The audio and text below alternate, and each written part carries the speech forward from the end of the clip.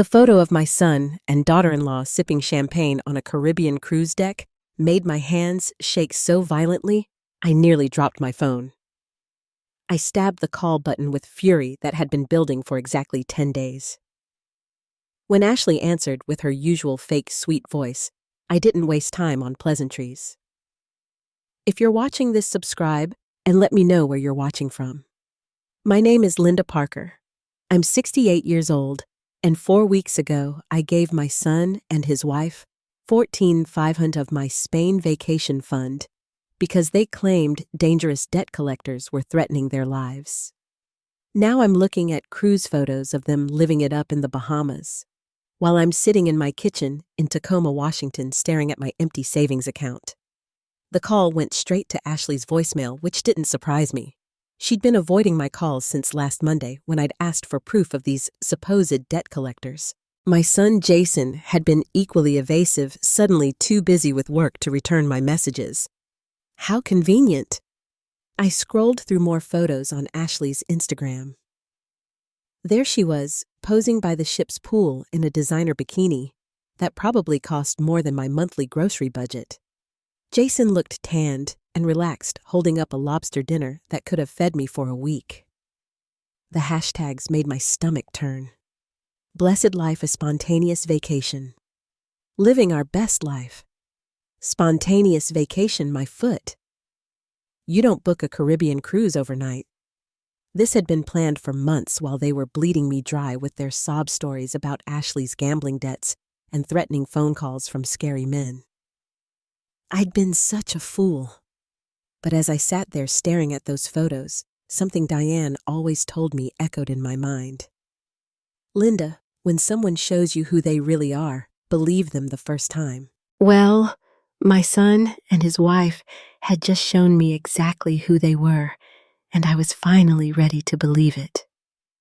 The doorbell rang, interrupting my rage spiral. I found Diane on my porch, holding a bottle of wine and wearing the expression of someone who had news. Good news, judging by the gleam in her eyes.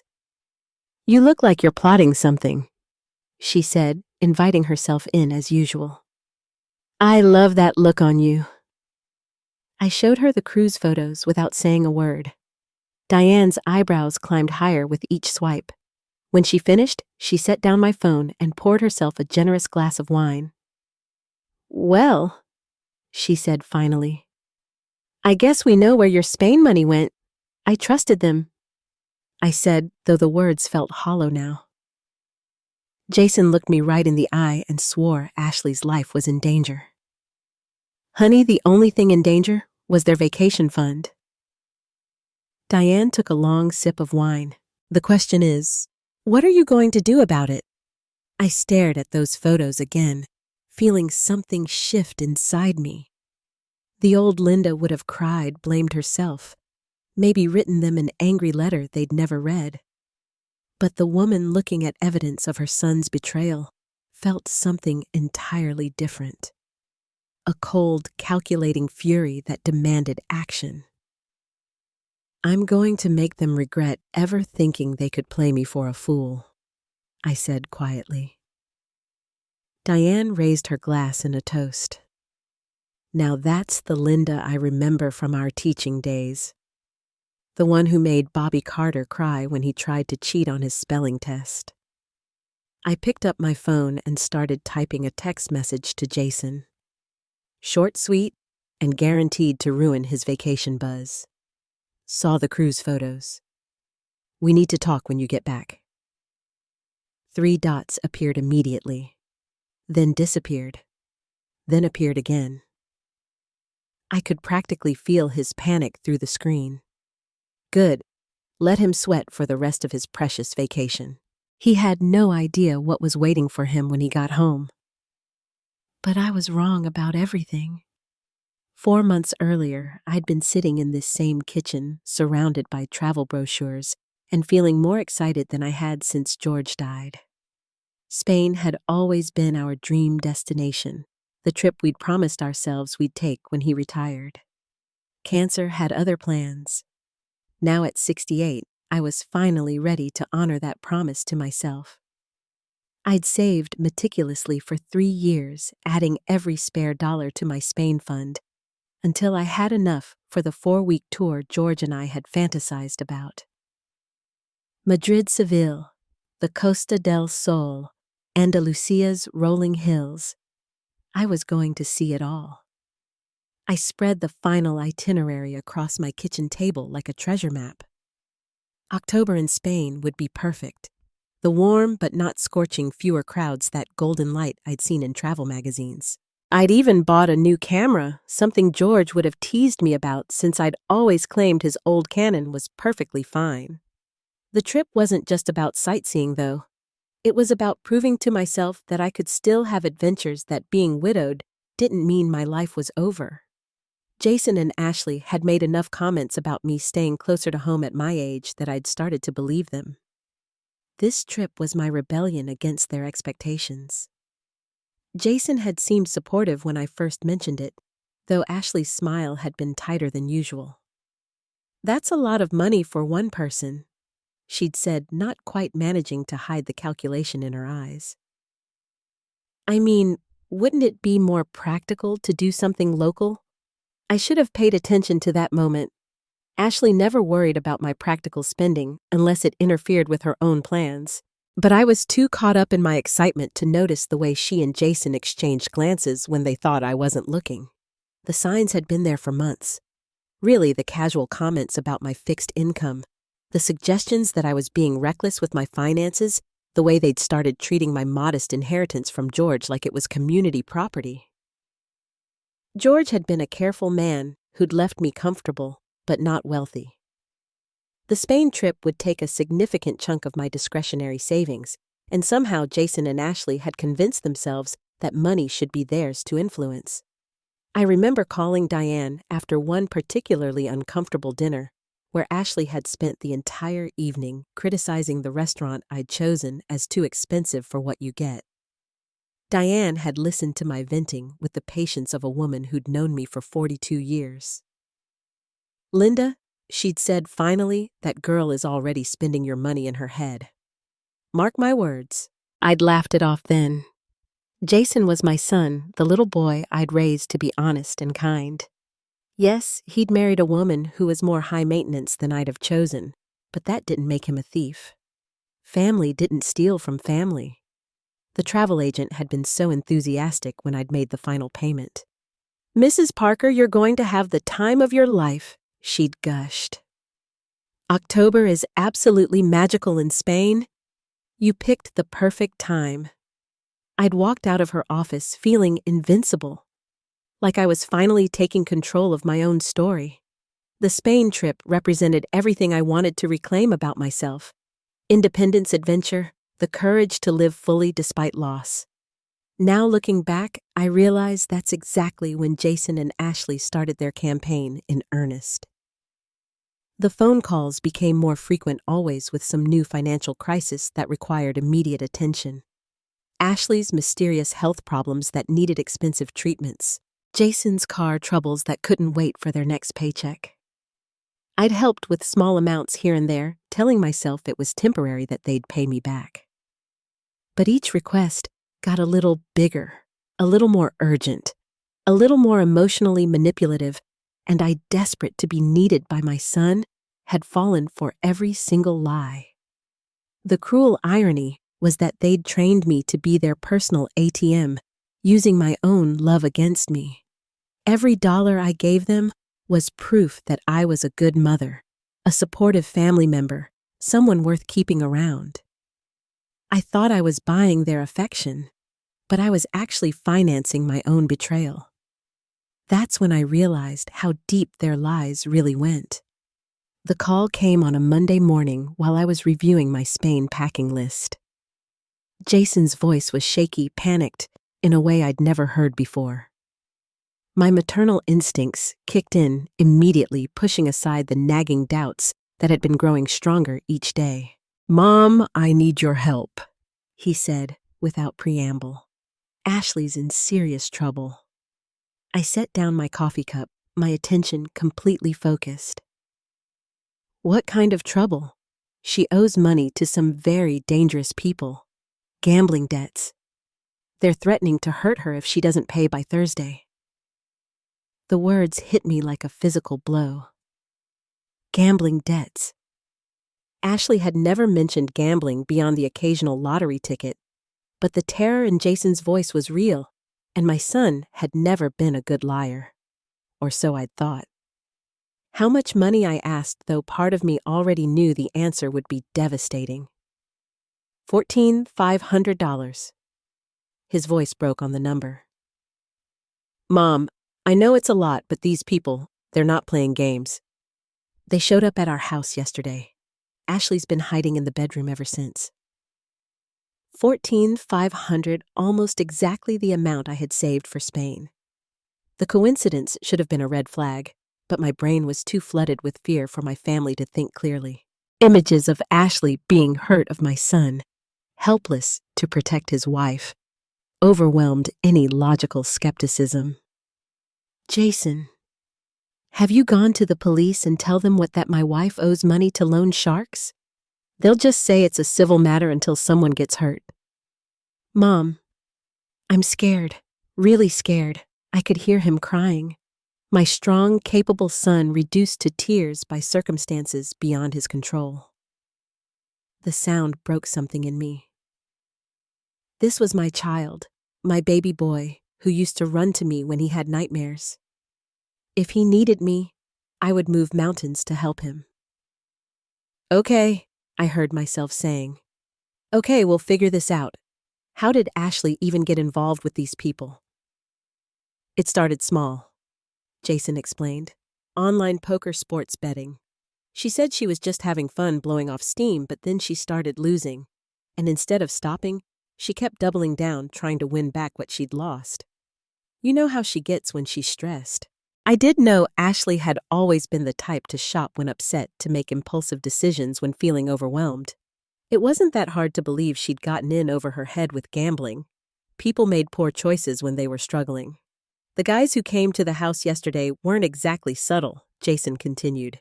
They made it very clear what would happen if Ashley doesn't pay.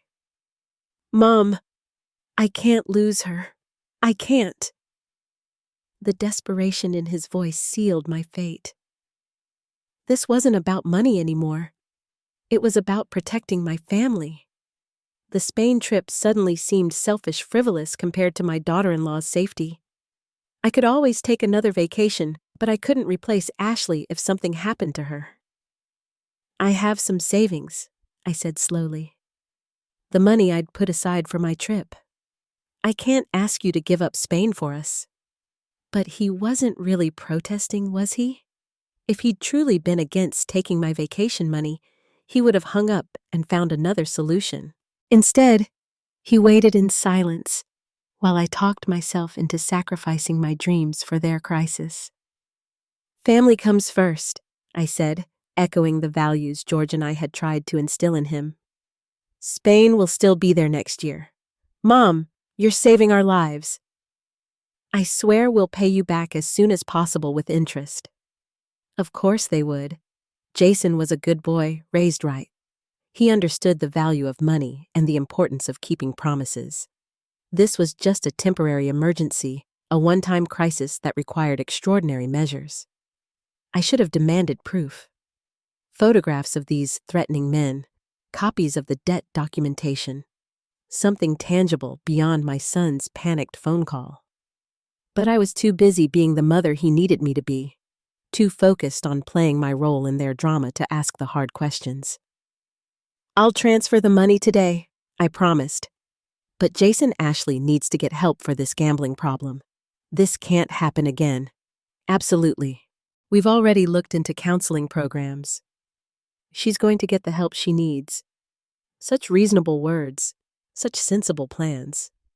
My son sounded like he had everything under control except for this one unfortunate situation.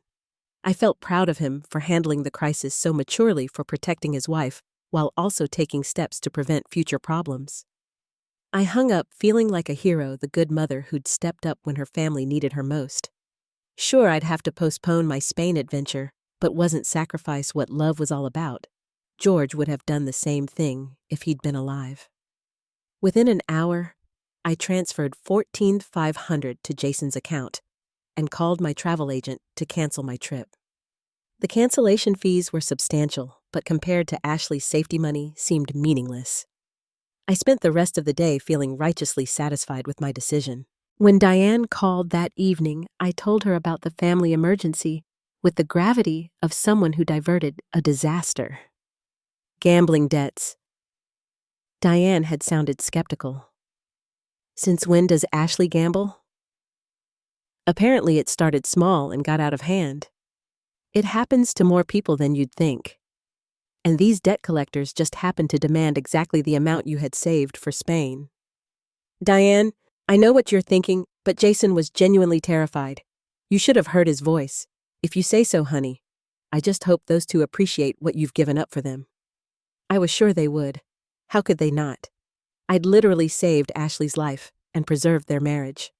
They'd probably spend the rest of their lives grateful for my sacrifice. I had no idea I was about to make the biggest mistake of my life. The thank you text from Jason came 3 hours after I'd transferred the money. Mom, you're an angel. Ashley's safe now. We love you so much. Short, sweet, and exactly what I needed to hear. For the first time in days, I felt like I could breathe normally. My family was safe, and I'd been the one to protect them. The Spain money was gone, but Ashley would be alive to thank me in person. I spent the next few days in a strange state of emotional suspension. Part of me mourned the loss of my Spain adventure, but a bigger part felt genuinely proud of what I'd done. When people asked about my upcoming trip, I told them about the family emergency with the quiet dignity of someone who'd made a noble sacrifice.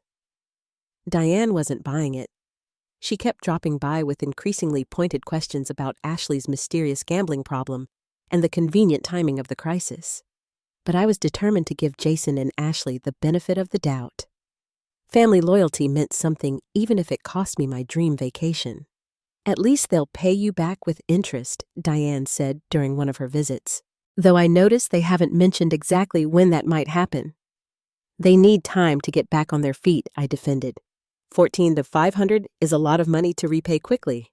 It's also a lot of money to lose gambling, especially for someone who supposedly just started playing online poker. I changed the subject, but Diane's words lingered. When had Ashley started gambling? Jason had been vague about the timeline, and I realized I'd never actually heard Ashley mention any interest in poker or sports betting. But people had private hobbies, didn't they? Maybe she'd been embarrassed about her new pastime. Still, curiosity got the better of me. On Thursday, I called Jason to check on how they were handling the aftermath of their crisis. His phone went straight to voicemail. I tried Ashley's number with the same result. By Friday, I was starting to worry again. What if the debt collectors had come back? What if $14,500 hadn't been enough? Saturday morning brought another text from Jason taking Ashley away for a few days to help her decompress from the stress. Thanks again for everything, Mom. You saved our marriage. A few days away sounded therapeutic. Ashley had been through a traumatic experience, and Jason was being a supportive husband by helping her recover somewhere peaceful. I felt a warm glow of satisfaction thinking about how my sacrifice had made their healing possible.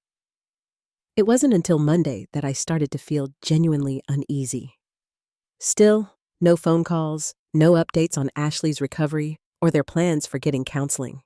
When I drove past their house, I noticed their mail was piling up and their lawn sprinkler system wasn't running.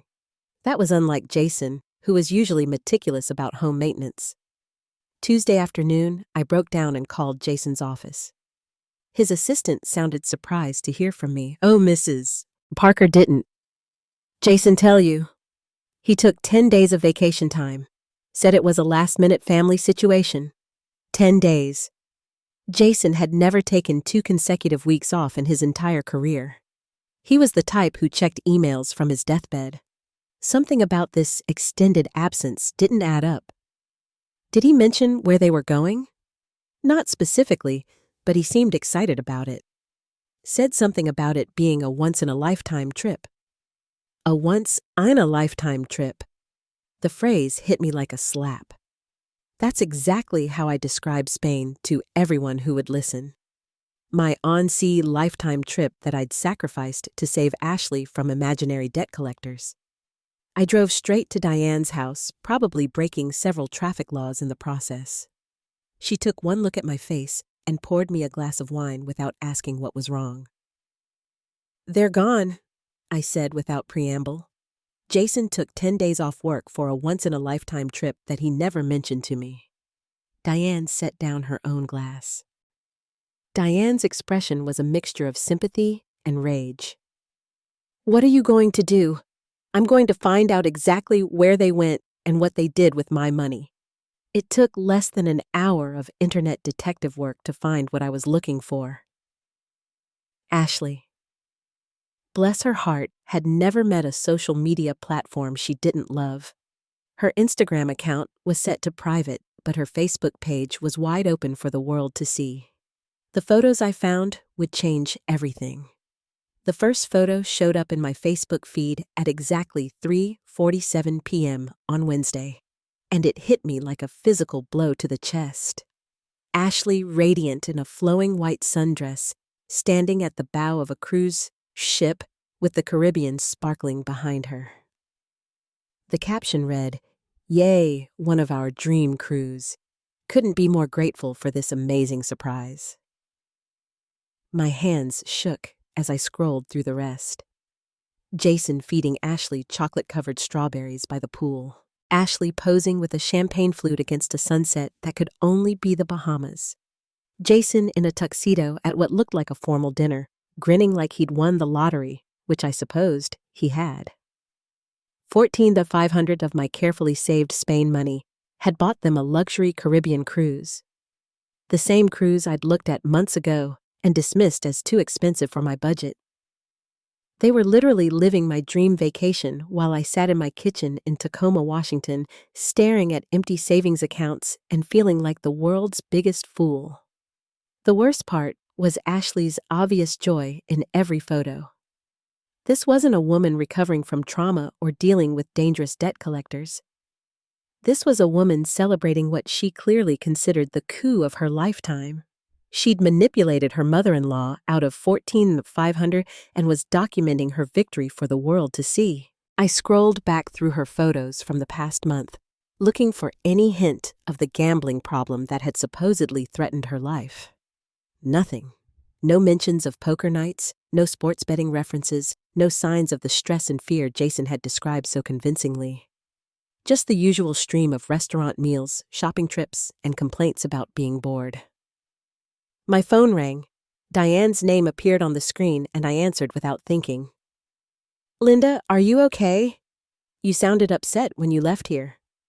"They're on a cruise," I said, my voice strangely calm. "A Caribbean cruise that I paid for while they told me it was to save Ashley from loan sharks." The silence on Diane's end spoke volumes. When she finally responded, her voice was tight with anger. "Those calculating little thieves. How could Jason do this to you? I don't know." But even as I said it, I realized that wasn't entirely true. I did know. I just hadn't wanted to see it. Jason had been testing my boundaries for years, asking for money with increasingly elaborate stories.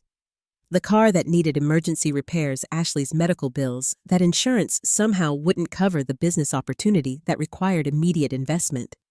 Each time I'd written the check and believed the explanation because I wanted to believe my son was a good man who just had bad luck. But good men don't steal their mother's dream vacations. Good men don't traumatize their mothers with fake stories about their wives being threatened by criminals. Good men don't document their fraud on social media while their victims sit at home worried sick about their safety. "What are you going to do?" Diane asked. I stared at the latest photo Ashley had posted. Her and Jason toasting each other at dinner, both looking tan and relaxed, and utterly content with their betrayal. The caption read, "So grateful my husband surprised me with this incredible trip. Sometimes the best adventures are the ones you never planned." Surprise trip. Of course, that's how she'd frame it. Ashley probably had no idea her husband had stolen the money from his mother. In her mind, Jason was the generous husband who'd spontaneously whisked her away on a romantic cruise. She got to play the grateful wife, while I played the fool. "I'm going to make them pay," I said quietly. "Good. Do you want me to come over?" "Not yet. I need to think about this. Really think about the best way to handle it." After I hung up, I sat in my kitchen staring at those photos until my eyes burned. The rage was building slowly like a storm gathering strength offshore. These people had looked me in the eye and lied. They'd used my love for Jason against me, weaponized my desire to help family, turned my generosity into their personal windfall. The old Linda would have called Jason immediately, crying and demanding explanations. She would have given him the chance to spin another story, to manipulate her emotions again, to somehow make this betrayal seem like a misunderstanding. But the woman looking at evidence of her son's theft felt something entirely different. Cold, calculating fury that demanded more than tears and confrontations. They'd played me for a fool, stolen my dreams, and documented their victory like it was something to celebrate. If they wanted to play games with my money, I was going to teach them a lesson about consequences they'd never forget. The next photo showed them parasailing over crystal blue water. Ashley's arms spread wide like she was embracing the world. My world, my money, my sacrificed dreams. I took a screenshot of every single photo, building an evidence file of their betrayal. By the time I was finished, I had documentation of every meal, every excursion, every moment of joy they'd stolen from me. They thought they were so clever, posting their fraud for everyone to see. They had no idea they just handed me everything I needed to destroy them. What I discovered next made my blood run cold. The credit card statement arrived in my mailbox Thursday morning, and at first I almost threw it away without opening it. It was for the card I kept for emergencies, the one I rarely used and usually carried a zero balance. But something made me tear open the envelope. Maybe the same instinct that had been warning me about Jason and Ashley for months. The balance was $5,200. I stared at the number, my brain struggling to process what I was seeing. I hadn't used this card in over 8 months. The last charge had been for a new washing machine when mine died unexpectedly. So how was there nearly $5,200 in charges I'd never made? My hands shook as I scanned the line items: airline tickets to Fort Lauderdale, Florida, travel insurance, shore excursion packages in Nassau and Freeport, ship-to-shore Wi-Fi packages. Every single charge was dated from the week before Jason's panicked phone call about Ashley's supposed gambling debts. They hadn't just stolen my Spain money. They'd used my credit card to enhance their stolen vacation, adding expensive excursions and upgrades while I sat at home worrying about Ashley's safety. The timeline made sickening sense now. Jason had planned this cruise for weeks, maybe months.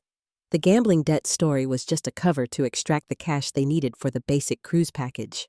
I called the credit card company with fingers that could barely dial the numbers. The customer service representative was sympathetic but firm. All the charges had been made with the correct security codes and billing zip code.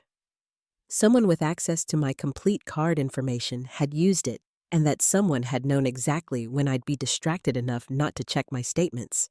"Do you have any family members who might have access to your card information?" the representative asked. "Yes," I whispered. "I do." Jason had helped me organize my finances after George died. He'd sat in my kitchen going through every bank account and credit card, helping me set up online access and automatic payments. He'd written down all my passwords and security information for emergencies. I'd thought it was sweet the way he wanted to protect me from financial confusion during my grief. Now I realized it had been reconnaissance. I hung up and immediately called my bank. The checking account showed 2 additional unauthorized transfers in the past month, both to online gambling sites. Small amounts, just a few hundred each, but the pattern was clear. Jason had been testing my security, seeing how long it would take me to notice unusual activity. When I didn't catch the gambling charges, he'd felt confident enough to go for the big score. The cruelest part was the gambling story itself. He'd actually used my credit card to place small bets online, creating a paper trail that would support his lies if I ever got suspicious. If I demanded proof of Ashley's gambling problem, he could have shown me my own bank statements as evidence. My son had stolen from me, lied to me, and framed me for the very crime he was committing. The boy I'd raised to value honesty and integrity had become a master manipulator who viewed his own mother as nothing more than a source of income to be exploited. I sat in my kitchen, staring at the evidence of their betrayal, feeling something fundamental shift inside me. This wasn't just about money anymore. This was about respect, about family, about the basic human decency that Jason and Ashley clearly thought I didn't deserve. They'd made a crucial mistake, though. They'd gotten greedy. If they'd stuck to stealing my Spain money, I might have eventually forgiven them. Family loyalty runs deep, and I'd already proven I was willing to sacrifice my dreams for their supposed needs. But the credit card charges showed a level of premeditation and contempt that couldn't be explained away. This wasn't a desperate son making a poor choice in a moment of crisis. This was calculated theft by someone who'd studied my financial habits and deliberately exploited them. Someone who'd sat in my kitchen, accepted my trust and help, and planned my destruction while smiling to my face. Diane arrived within minutes of my phone call, took one look at the credit card statement, and said exactly what I was thinking. "That son of a—" "It gets worse," I said, showing her the bank records. "He's been stealing from me for weeks, maybe months, small amounts, testing to see if I'd notice. And now they're living it up on your dime while posting photos of their perfect vacation." I nodded, feeling that cold fury crystallize into something harder and more focused. "Diane, I need your help. I'm going to make them pay for this, but I need to be smart about it. No more emotional reactions. No more giving them the benefit of the doubt. What do you need? I need to know everything about that cruise. Where they're going, when they're coming back, what they've planned for when they get home. And I need to know it without them realizing I'm investigating." Diane smiled, and for the first time in days, I felt like I might actually win this fight. "Honey, you've come to the right person. I didn't spend 42 years teaching high school without learning how to catch cheaters." We spent the next 3 hours building a complete picture of their vacation timeline. The cruise was 11 days returning to Fort Lauderdale, Florida, on Monday morning. They'd booked a hotel for Monday afternoon, probably to recover from the trip before flying home later that day, which meant they'd be walking through their front door Monday evening, still glowing from their stolen vacation, and expecting me to welcome them home like the grateful mother who'd saved their marriage. They had no idea I'd spent the week uncovering every detail of their betrayal. They didn't know about the credit card statements, or the banking records, or the carefully documented timeline that proved their guilt beyond any reasonable doubt. Most importantly, they had no idea what I was planning for their homecoming. That's when I knew exactly what I had to do. Monday evening arrived with the punctuality of a funeral service. I'd spent the entire weekend preparing for Jason and Ashley's homecoming, and by 6:30, I was positioned in my living room chair with a clear view of their driveway. Diane sat beside me, armed with a thermos of coffee and the grim satisfaction of someone about to witness justice. "You sure you don't want me to stay for the actual confrontation?" she asked for the third time. "I need to handle this alone," I said, watching their house for signs of life. "But thank you for everything. I couldn't have done this without you." At 6:45, Jason's Toyota pulled into their driveway.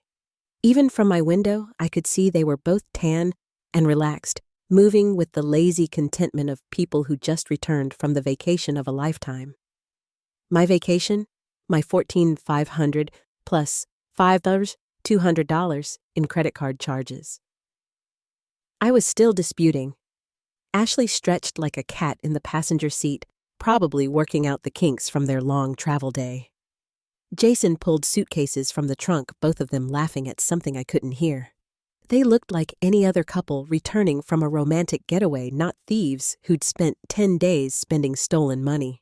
I waited exactly 25 minutes before walking across the street and ringing their doorbell, just long enough for them to start unpacking, to relax into the comfortable assumption that they'd gotten away with it.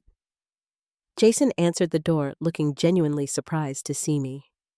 "Mom, what are you doing here? I wanted to welcome you home," I said pleasantly. "I've been so worried about Ashley. How is she feeling after her traumatic experience with those debt collectors?" For just a moment, confusion flickered across his face. Then I watched him remember the lie he'd told, the performance he'd have to continue. "She's doing much better. The time away really helped her recover." "I'm so glad to hear that. May I come in? I brought some photos I thought you might enjoy seeing." Ashley appeared behind Jason, looking every bit as sun-kissed and relaxed as her social media photos had suggested. "Linda, what a nice surprise. You didn't need to come check on us." "Oh, but I did," I said, stepping into their living room uninvited. "I have so much to share with you both." I pulled out my phone and began scrolling through the screenshots I'd saved from Ashley's Facebook page. I was so relieved to see that Ashley was safe and healthy. In fact, she looked absolutely radiant in all her vacation photos. The silence that followed was deafening. Ashley's face went white, then red, then white again. Jason looked like he was trying to solve a complex math problem in his head, probably calculating how much trouble they were actually in. "I can explain," Jason started, but I held up my hand. "Oh, I'm sure you can. You're quite talented at explanations. But first, let me show you some of my own photos." I pulled out the credit card statements and bank records I'd printed and organized. "These are pictures of charges made to my accounts while you were supposedly dealing with Ashley's gambling crisis. Airline tickets, shores excursions, ship Wi-Fi packages, all purchased with my credit card information during the week before you called me about Ashley's life-threatening debt." Jason sat down heavily on his couch. Ashley remained standing, but I could see her hands shaking. "Mom, I can explain everything," Jason tried again. "It's not what it looks like." "Really?" "Because it looks like you planned a Caribbean cruise, realized you couldn't afford it, and decided to steal the money from your mother. It looks like you used my credit card without permission to enhance your stolen vacation. It looks like you traumatized me with fake stories about your wife being threatened by criminals while you were actually booking dinner reservations and spa treatments." Ashley finally found her voice. "Linda, you don't understand the whole situation. Then please enlighten me. Help me understand how stealing $14,500 from your mother-in-law somehow makes sense." The fight went out of Jason all at once. His shoulders slumped, and he looked like the guilty little boy I remembered from his childhood, caught with his hand in the cookie jar. We needed the vacation. Our marriage was falling apart, and we thought time away might help us reconnect. "So you decided I should pay for your marriage counseling cruise?" "We were going to pay you back," Ashley added quickly. "We just needed some time to get our finances sorted out." I laughed, but there was no humor in it. "With what money, Jason? I've seen your credit report. You're maxed out on every card you have. You're behind on your mortgage, your car payment, and apparently your student loans. You can't afford to pay me back because you can't afford anything." That's when the real truth finally came out. "You think we don't deserve nice things because we're not perfect with money?" Ashley's mask of remorse slipped, completely revealing the entitled woman I'd suspected was hiding underneath. "You have more money than you could spend in your lifetime sitting in your house collecting dust while you obsess over your stupid Spain trip." Ashley Jason warned, but she was past caring about maintaining their facade. "No, Jason, I'm tired of pretending. Your mother acts like we're criminals for needing help, but she's the one hoarding money while her own family struggles. She could have paid for that cruise 10 times over without missing a meal." The audacity took my breath away. Hoarding money? I worked for 45 years as a teacher, saved every penny I could, and lived modestly so I could enjoy my retirement. That's not hoarding. That's planning. And what good did all that planning do you? Ashley shot back. You sit in that house by yourself, talking to your neighbor about trips you're too scared to actually take. At least we use the money to create memories. You use stolen money to create memories, I corrected. And apparently you think that's acceptable because I'm old and alone and couldn't possibly have dreams worth respecting. Jason finally tried to regain control of the conversation. Mom, Ashley's upset. She doesn't mean, oh, I mean every word. Ashley interrupted. Your mother guilts you every chance she gets, makes you feel responsible for her loneliness, and then acts like the victim when we finally ask for help. She's been manipulating you for years.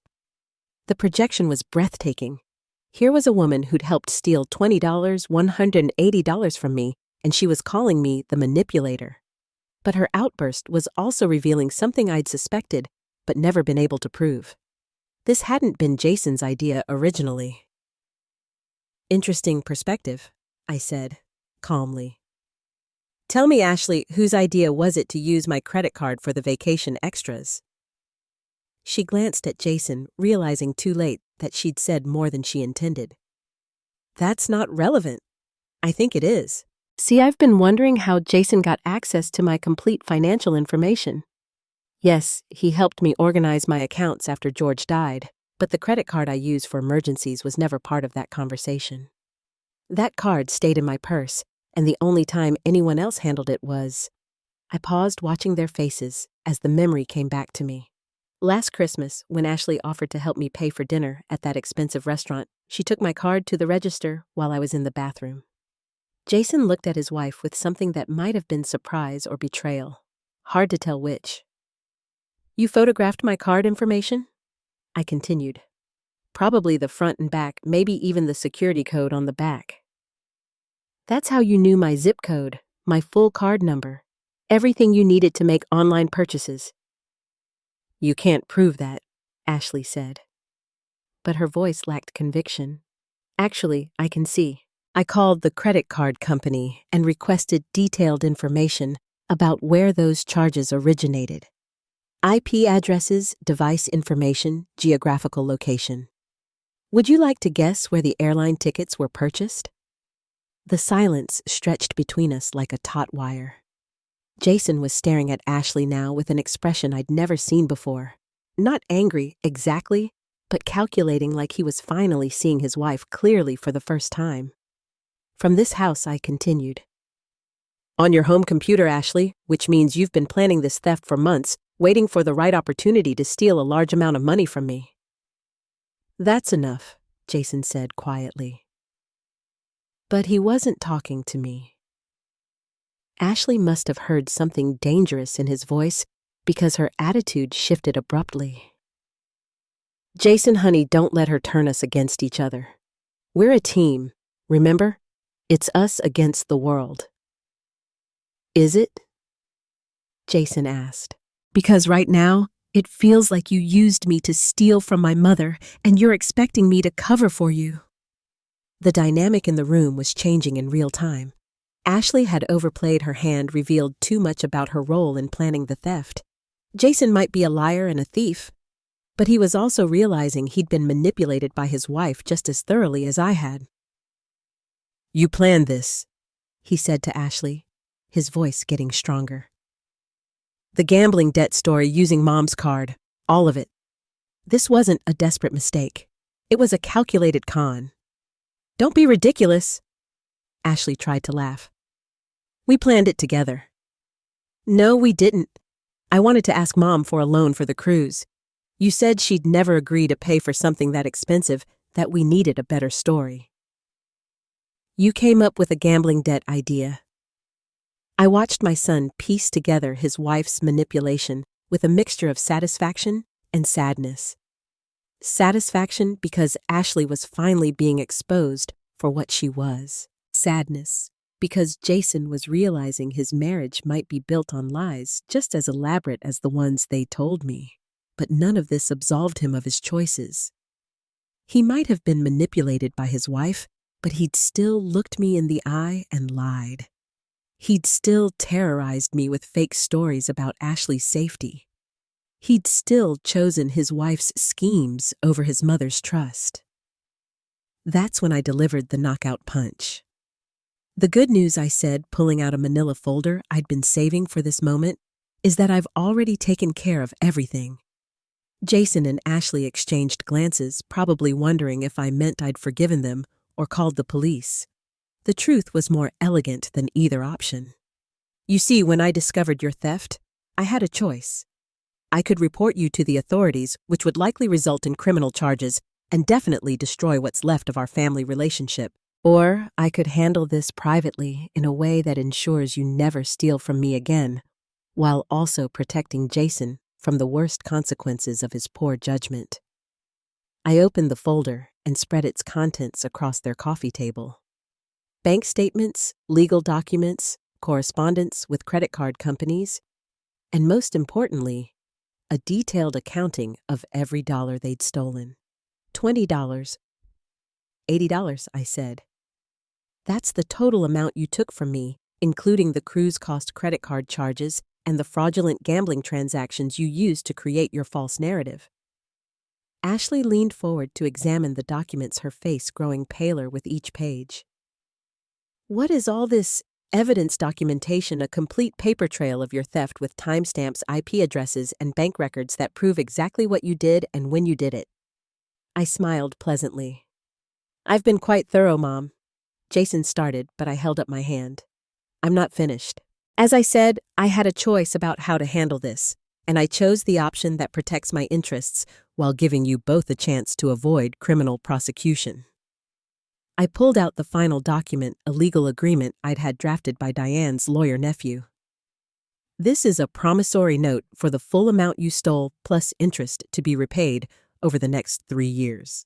The payments are calculated based on Jason's current salary, so I know they're manageable if you adjust your lifestyle accordingly. Jason picked up the promissory note, scanning its terms with growing alarm. 3 years, Mom, this payment schedule is huge. We'll have to cut everything. Yes, you will. No more expensive dinners, no more shopping sprees, no more vacations you can't afford. You'll live like the working class people you actually are, instead of the wealthy couple you've been pretending to be with my money. And if we refuse to sign, Ashley asked, though her voice suggested she already knew the answer. Then I file a police report tomorrow morning. Credit card fraud, elder financial abuse, theft by deception. Diane's nephew assures me that with this level of documentation, prosecution would be straightforward. You'd likely face felony charges.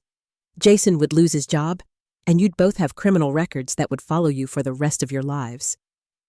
The room fell silent except for the ticking of their mantel clock. I could see them weighing their options, calculating whether they could somehow talk their way out of this or find a third alternative that didn't involve consequences. There's one more thing, I added.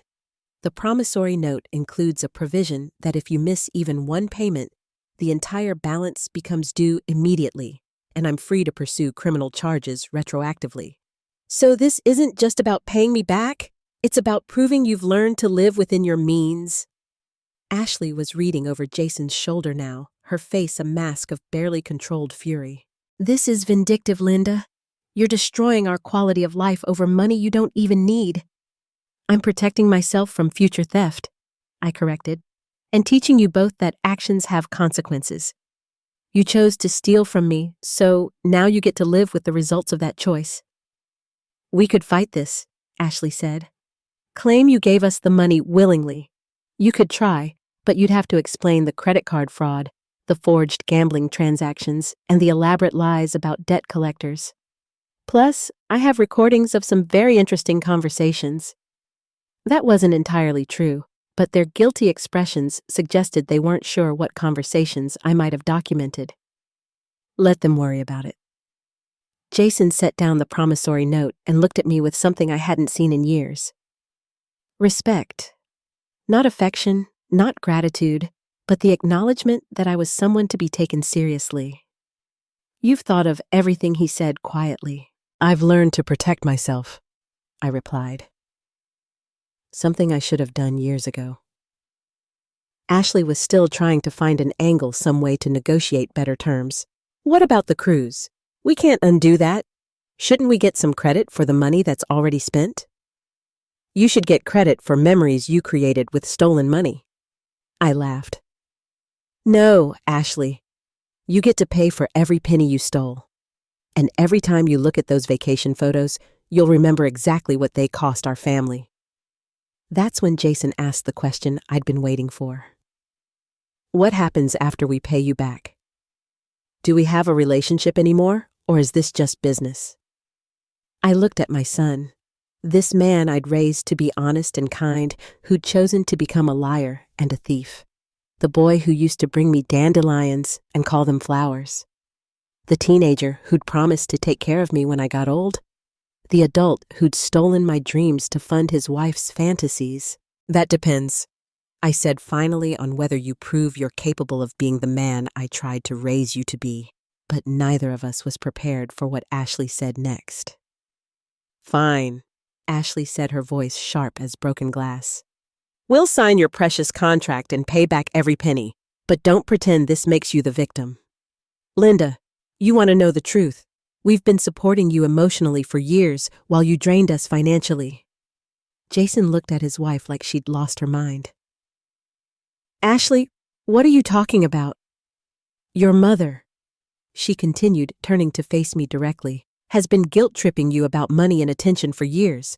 Every holiday, every birthday, every family gathering, it's been about how lonely she is, how worried she is about her finances, how she sacrifices for everyone else. She trained you to feel responsible for her happiness, then acts shocked when we actually need help. The lies were breathtaking in their audacity. I've never asked Jason for financial support, I said evenly. No, you just make comments about how expensive things are, how fixed incomes don't stretch, how you don't know how you'll afford home repairs. You manipulate through martyrdom, then play innocent when people respond to your hints. I felt something cold settle in my stomach. These weren't random accusations. Ashley was describing specific conversations, private moments between me and Jason that I'd thought were normal mother-son exchanges about life's challenges. You've been telling her about our private conversations, I said to Jason. He had the grace to look ashamed. She's my wife, Mom. We talk about everything. Everything, including how your mother mentions needing a new roof, or worrying about property taxes, or wondering how she'll afford to maintain that big house by herself. Ashley's voice was gaining momentum. You share all of it with me, and then you feel guilty because you can't afford to help her with every little problem. That's not manipulation, I protested. That's normal conversation between family members, is it? Or is it a pattern of making your son feel responsible for problems he can't solve? Ashley pulled out her phone and started scrolling. Jason, remember what you told me after Thanksgiving about how guilty you felt because your mom mentioned the heating bill being higher than expected. Jason's face flushed. Ashley, don't. Or what about when she mentioned that cruise prices had gone up and she might have to wait another year for Spain? You felt terrible because you knew she'd been saving forever, but you also knew we couldn't afford to give her thousands of dollars.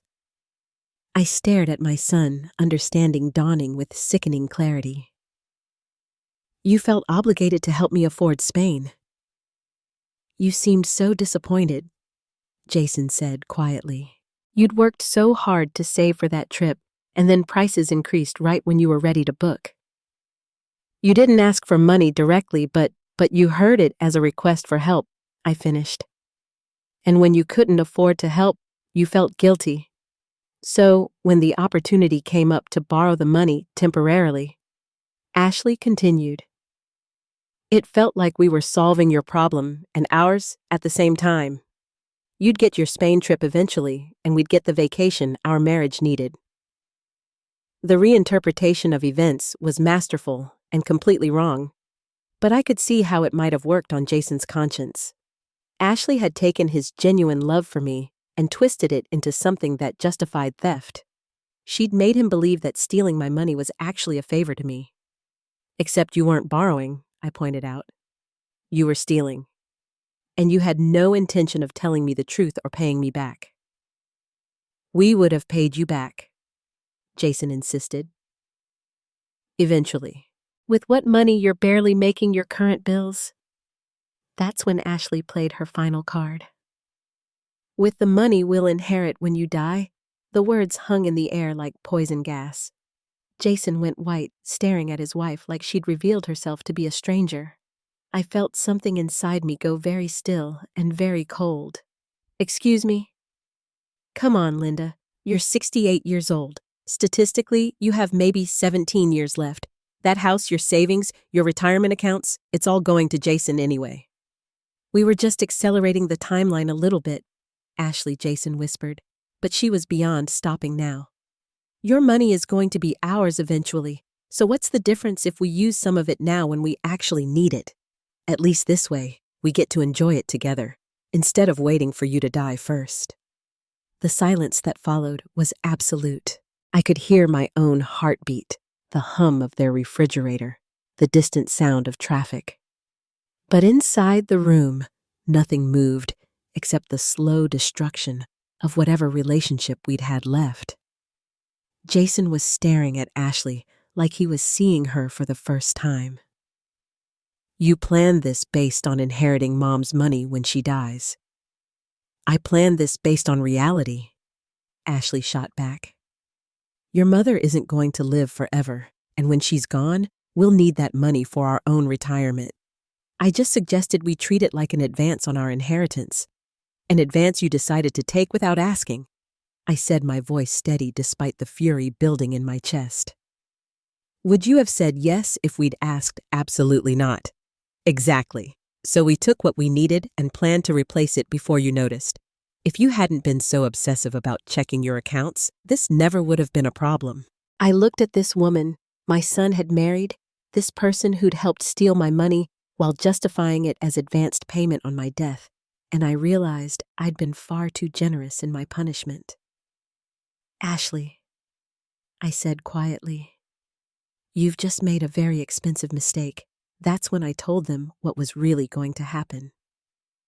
I set down the promissory note and pulled out a different document from my folder. I'm afraid there's been a change in plans. Jason and Ashley both leaned forward, sensing that whatever came next was going to be worse than what they'd expected. You see, Ashley, when you mentioned inheriting my money, you revealed something crucial about your motivation for this theft. You didn't steal from me because you were desperate or made a poor decision in a moment of crisis. You stole from me because you consider my assets to be yours by right, just not available on your preferred timeline. I unfolded the new document and placed it on their coffee table. This is a revised version of my will, drafted this morning after I spoke with my attorney about our situation. Jason's face went ashen. Mom, what did you do? I protected my assets from future theft. The original will left everything to you, Jason, because I believed you were an honest man who would honor my memory by using that inheritance responsibly. Recent events have proven that assumption incorrect. Ashley snatched up the will, her eyes scanning frantically for her name. When she didn't find it, she looked for Jason's. The longer she read, the more her face twisted with rage. You can't do this, she said finally. You can't leave everything to charity out of spite. I'm not leaving everything to charity, I corrected. I'm establishing a trust fund for my grandchildren's education managed by independent trustees who will ensure the money is used for legitimate educational expenses. Jason will receive a modest inheritance enough to be meaningful, but not enough to fund a lifestyle he can't afford on his own. Jason was reading over Ashley's shoulder now, his face cycling through disbelief, anger, and what might have been relief. How much is modest $60,000? The rest, approximately $480,000 in assets, will fund college educations for your children and any future grandchildren I might have. Ashley threw the will down like it was contaminated. This is insane. We're your family. We're the ones who'll take care of you when you're old and sick. Really? Based on what evidence you've already shown me exactly how you'll take care of me when you need money for vacations you can't afford.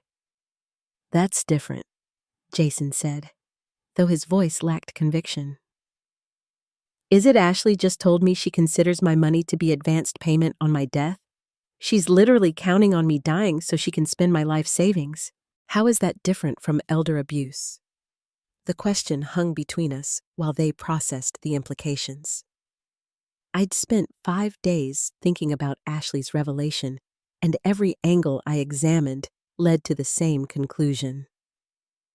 They would absolutely steal from me again, probably in increasing amounts, as they got older and more desperate. "This isn't fair," Ashley said. "We made one mistake. You made a series of calculated decisions over several months. You studied my financial habits, stole my credit card information, created fake gambling transactions to support your lies, traumatized me with stories about threats to your safety, and then spent my money while documenting your theft on social media. That's not one mistake, Ashley. That's a criminal enterprise." Jason finally found his voice. "What about the promissory note? Do we still have to pay you back?" "Oh, absolutely. That debt doesn't disappear just because your inheritance does. You still owe me $20, $180 plus interest to be paid over 3 years. So we pay you back money that won't even come to us when you die anyway." Ashley's voice was reaching dangerous octaves. "That's correct. You pay me back money you stole because theft has consequences regardless of your future expectations." I stood up, gathering my documents with the satisfaction of someone who just checkmated an opponent.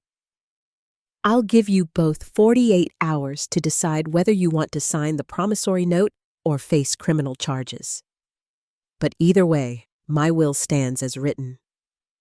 "This is vindictive," Ashley spat. "You're punishing us for being honest about the inheritance. I'm protecting my assets from people who've proven they can't be trusted with them. The children will get good educations, which is exactly what I would have wanted my money to accomplish." Jason walked me to the door, his face a mixture of resignation and something that might have been respect. "I guess I deserve this," he said quietly. "You deserve consequences for your choices."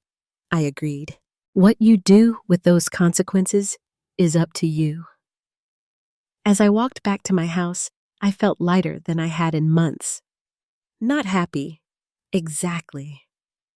It's hard to be truly happy when your relationship with your son has been permanently damaged but satisfied in a way that felt solid and final. Diane was waiting in my kitchen with a bottle of wine and a knowing smile. How did it go? Better than expected. Ashley revealed more than she intended, and Jason finally saw who he married, and the will changed. The kids will get educations instead of enabling their parents' poor judgment. Diane raised her glass. To consequences, I agreed. 4 months later, I was sipping wine on a terrace in Andalusia, watching the sunset paint the hills in gold and amber. I'd booked the trip to Spain using money from the first payment on Jason and Ashley's promissory note. There was a certain poetic justice in funding my dream vacation with money they were paying back for trying to steal that same dream. My phone buzzed with a text from Jason. "Mom, I signed the divorce papers today. I'm sorry for everything. Maybe when I finish paying you back, we can try to rebuild our relationship." I typed back, "Maybe we can enjoy your fresh start. Some relationships can't be rebuilt, but some people can learn to be better than they were." I was curious to see which category my son would choose. The waiter brought my dinner. Handmade pasta with truffles that cost more than Ashley probably spent on groceries in a week. As I ate, I thought about the woman I'd been 4 months ago. Lonely, trusting, eager to be needed even by people who didn't deserve my generosity. That woman was gone, replaced by someone who understood that love without boundaries isn't love at all. It's enablement. I'd finally learned the difference between being a good mother and being a doormat. The Spanish sunset was worth waiting 68 years to see. Some things are worth the wait, especially when you get to enjoy them with money that was rightfully yours all along. I raised my glass to the sunset, to fresh starts, and to the beautiful truth that it's never too late to stop letting people take advantage of your kindness. The view from the other side of betrayal, I discovered, was absolutely spectacular. Thanks for listening. Don't forget to subscribe and feel free to share your story in the comments. Your voice matters.